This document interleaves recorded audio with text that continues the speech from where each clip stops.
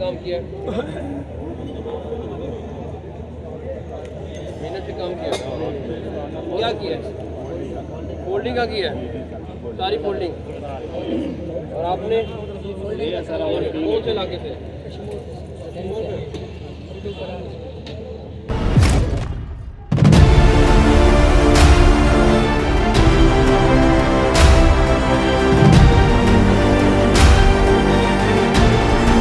कितने दिन से मुसलसल काम कर रहे हो?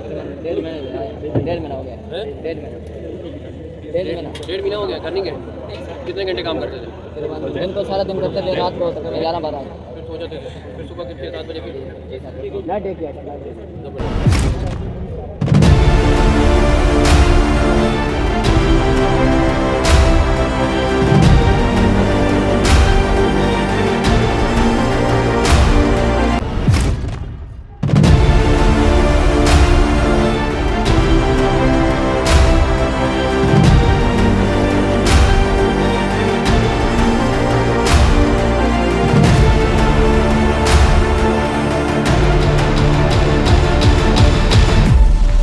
लाहौर से अच्छी बिल्डिंग बनी है।